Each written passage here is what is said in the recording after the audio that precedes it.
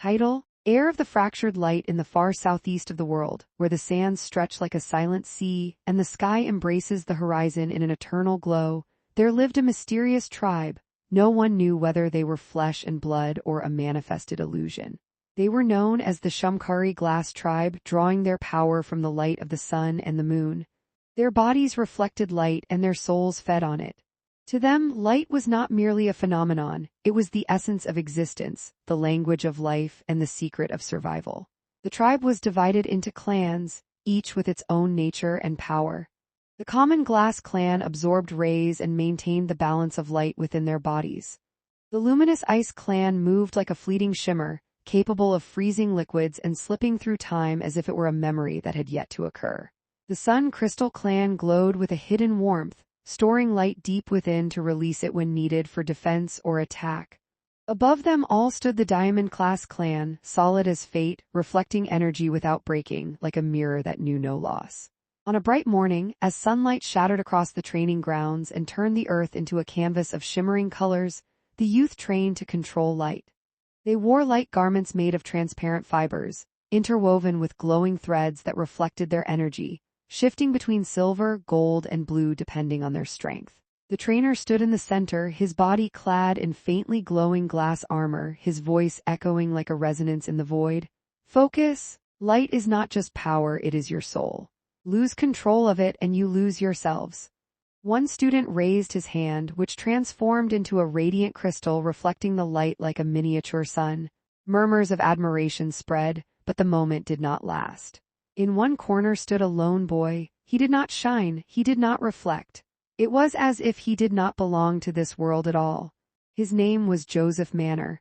His dark hair fell over his forehead and his clothes were dull, devoid of the energy that distinguished the others. Mocking glances turned toward him, most notably from Solier, a member of the Diamond Class clan dressed in a white robe streaked with sharp silver lines that reflected both his power and confidence. With biting sarcasm, he said, "He doesn't even have a shadow, how could he ever control light?" Joseph turned slowly toward him, a cold smile forming on his lips. He stepped forward and stood directly under the sun.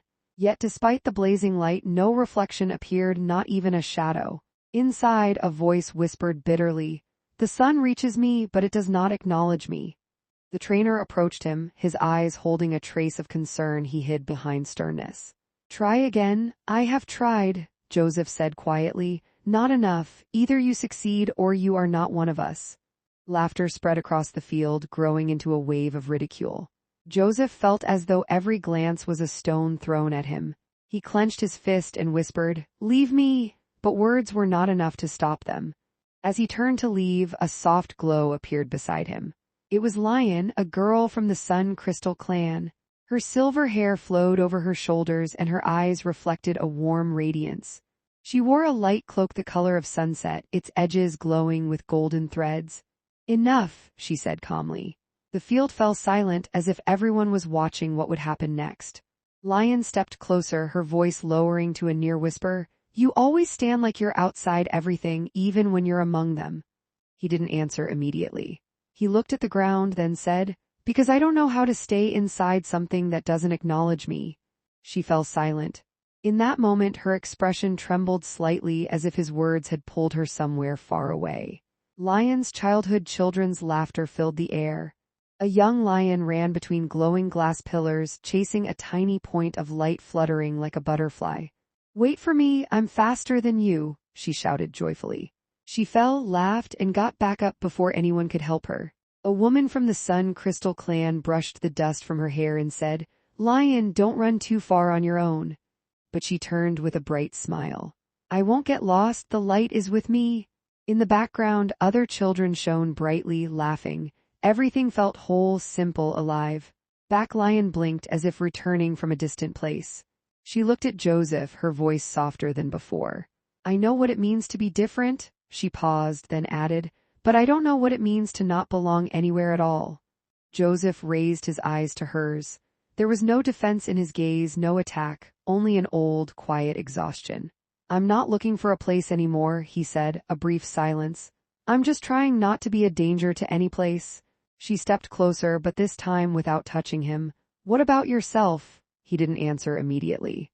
The air between them grew heavier than words. Finally, he said, "That's a question I don't know how to answer." Lion closed her eyes for a moment. Something deeper stirred within her. His words had opened something beyond themselves. This time she didn't look at him. She looked past him as if seeing something no one else could. Joseph's childhood a training ground, but not like the others. Children ran, laughed, exchanged glowing signals. Everything moved in harmony except one child in the corner, young Joseph, standing alone. He reached his hand into the air, waiting for a response. Nothing. One child turned and laughed.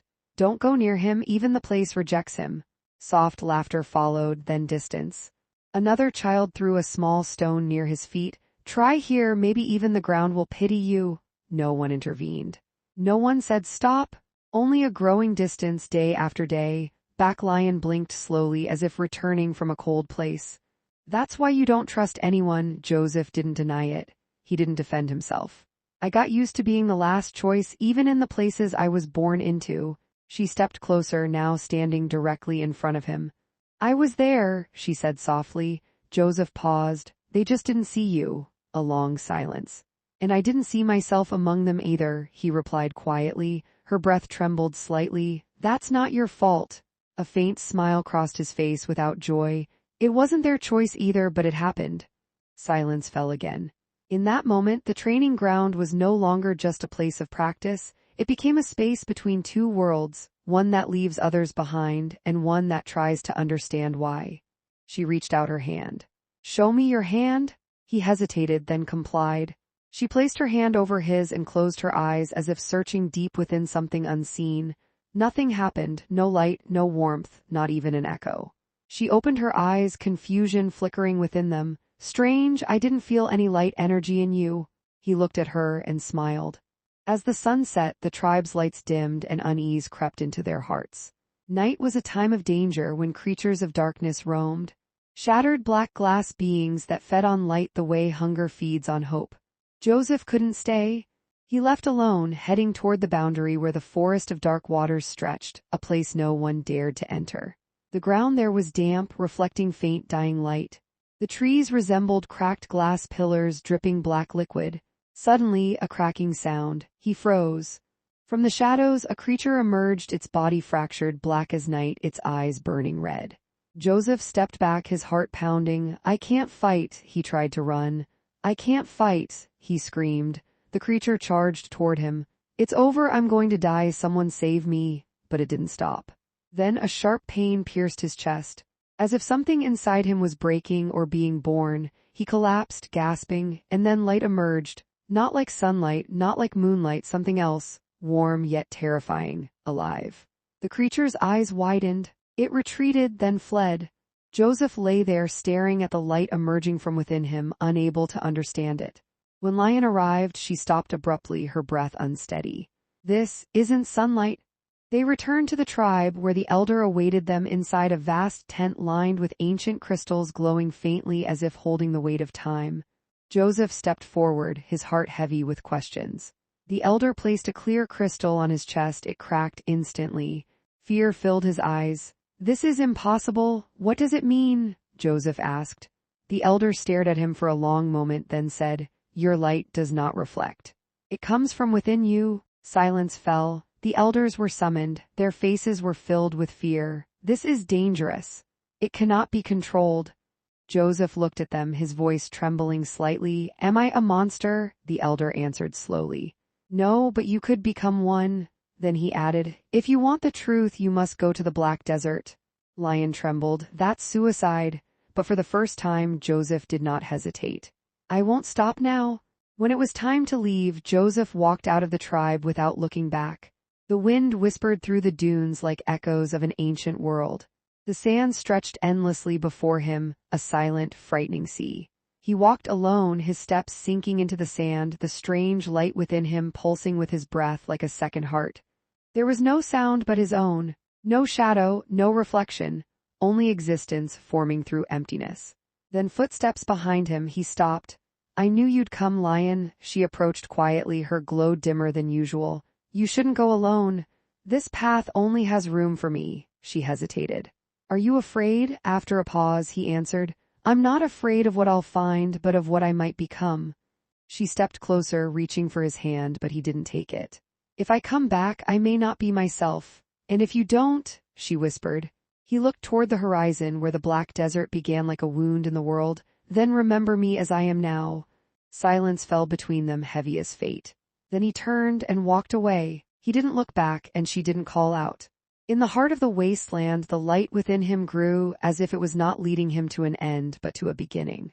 And in that moment, no one knew that the journey he had begun would not only change him, but the fate of the entire tribe.